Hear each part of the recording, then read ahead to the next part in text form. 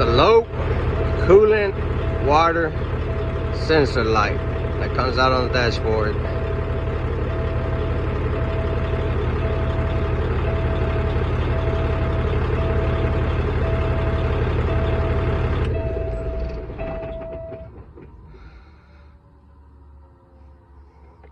So guys, I'm coming back with another video.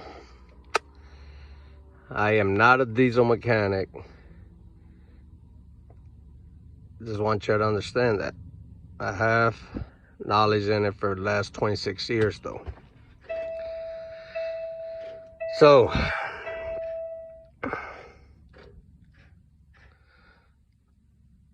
you're riding down the road. The damn light doesn't turn back on for some strange reason. So you're riding down the road. You're out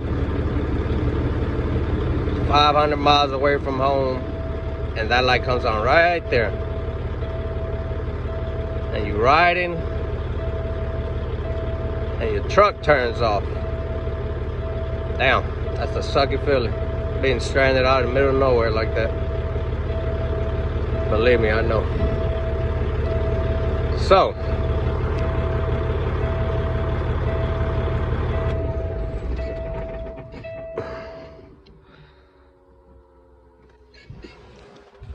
this is on a 2012 model Peterbilt with a packed car engine. So let me give you a little story before I go into exactly two things that had happened to this truck since 10 months ago.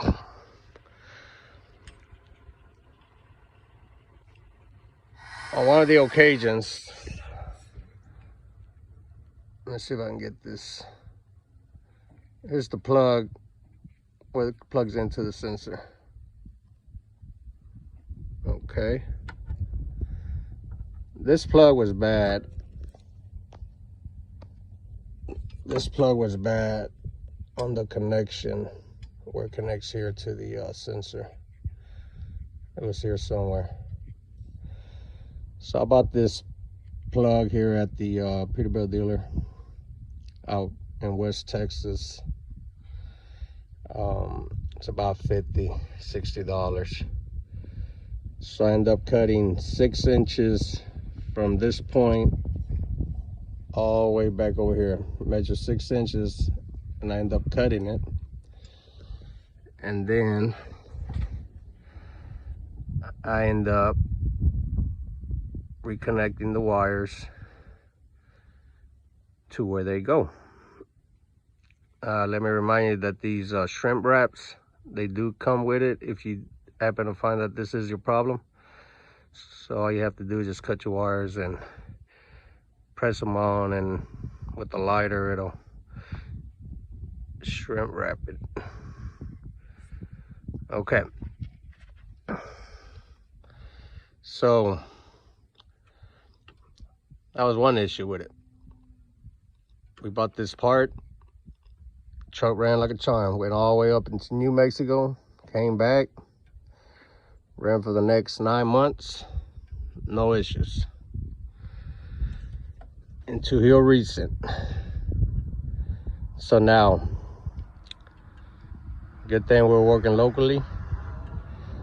The sensor light came back on, truck turned off, couldn't figure out what it was, retested everything with meters and Teslas and whatever you can possibly think of. And so we were able to get the truck back on by removing the cap. I'm not sure if that helped any, but remove the cap, let all the pressure out, took off the sensor from the bottom, let it sit for about 15–20 minutes.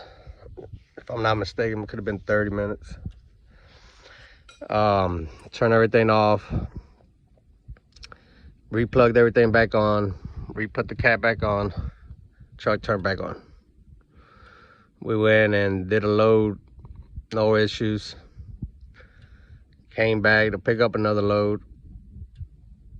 the same problem reoccurred. Light, water sensor turned back on, truck turned off. Redid the same process. Took off the sensor, took off the cap, released the pressure,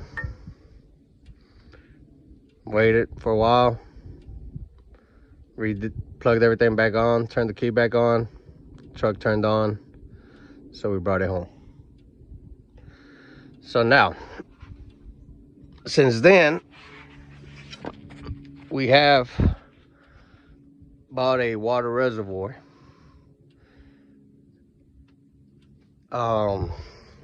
Here's the old one.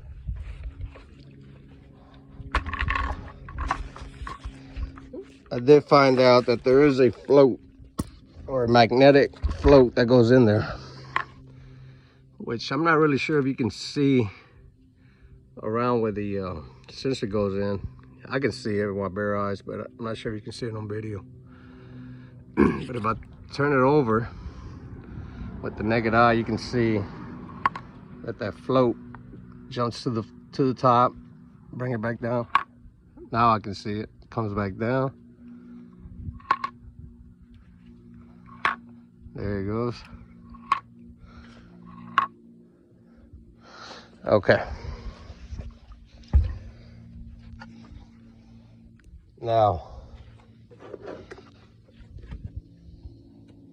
we'll add some water to this and see if it doesn't leak to the bottom. I'm gonna fill it with water.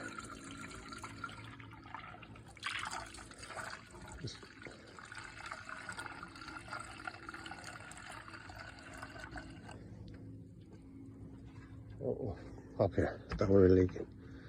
We fill it up with water. I'm gonna let you know what I discovered.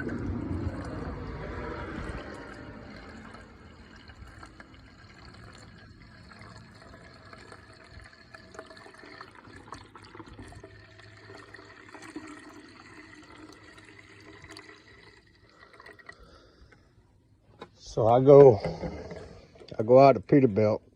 I was buying some oil filters, and there was a mechanic sitting there in the front by the name of Brian was his name. And so I had asked him the question. Hey, so I have a question, and he said, well, what is it? I said, can you explain to me how these reservoirs operate in these Peterbilt, especially on a pet car? He said, he laughs and says, he says, shit, I don't know. I said, okay. I said, well, if there's anything that you can explain and let me know what is it that you learned. He goes, yeah. Well, he said that there's a magnetic float inside that's supposed to float when you fill it up with coolant. He says sometimes they fall to the bottom and it causes the light to turn on, especially when you hit these rough roads and bumps. Light turns on, and then it could probably turn off, and if it does, great. You were lucky, or you were much less blessed not to stay stranded at that moment. Just letting you know that you're having problems. And so he goes on to say, I said, because I told him, I said, well, so I put my meter on it, and I checked the sensor, and I get the same readings. I said on the middle to left or middle to right, I can't remember which one it was, you get like a 515, 531 reading on ohms. And then on the one to the left in the middle, you get another, I think it's like 1,000. And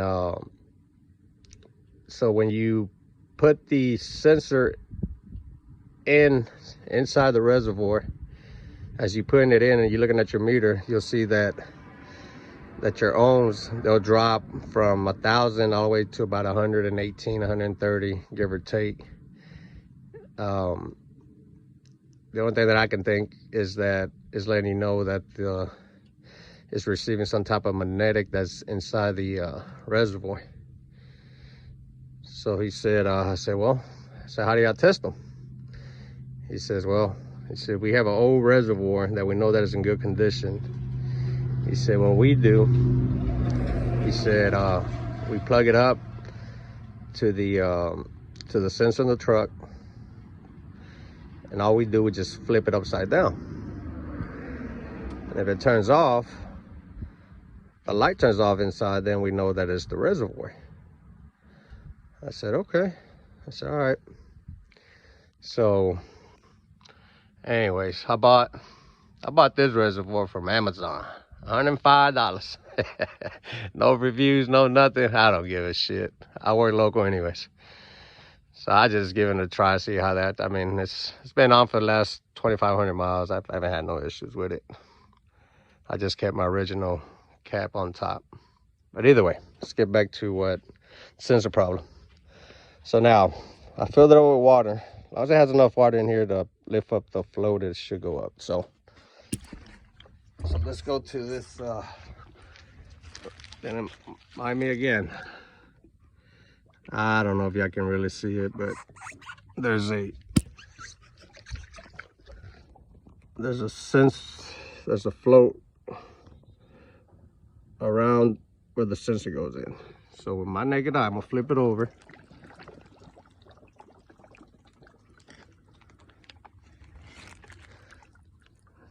It went back, empty, and it dropped. There it is, drop.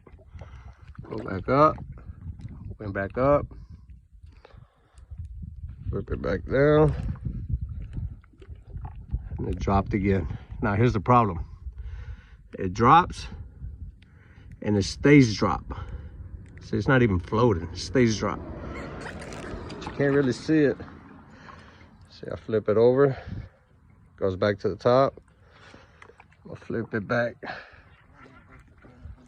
It dropped right there. See, it's dropping, it's touching the bottom, and it's not floating. It's right at the bottom. Okay, that's the old one.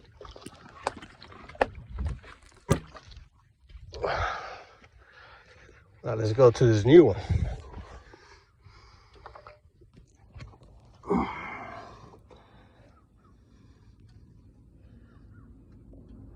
See, if you look at the bottom here, this shit right here, even through the sunlight, the float is not touching at the bottom. The float is actually on top. It's off the bottom. It's not like the old one. The old one's sitting at the bottom. This one's actually floating. Man, let's say a good 2.5 inches up there. So that would tell me 2.5 inches. This is where the sensor hits the bottom of the reservoir. So I'm gonna say about 1, 2, I'm gonna say about right here. That's where the float is at right now inside this new one. It says right there. Okay. So there's two ways, or it's two things that I did to see. For one, I checked the that floater that you already seen, that it stays down on the old one, but on the new one it floats. Another thing that I also discovered was, if I put a magnet around this area where the float sits on the new one, I'm able to get that light off, to turn off with the magnet. So with the old reservoir, I'm guessing that since the magnetic that lost his float or whatever it might be, it was sitting around this area here at the bottom. And even though I would put this in and I was able to turn it off, or it might be, but once you start hitting these bumps, the light would turn back on after a while. And I'm guessing that is registering, since it's at the bottom, registering that it's low in water, and it's actually supposed to be higher up to this area, and the other one was down here to the bottom. So I'm assuming, and I believe that's what really was the problem. So let's try something here.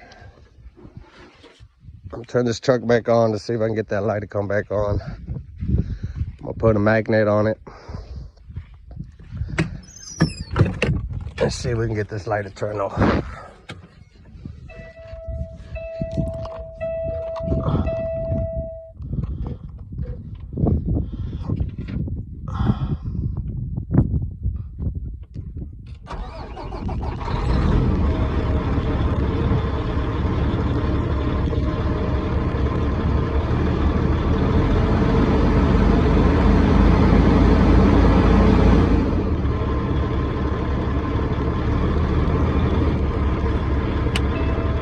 There he goes.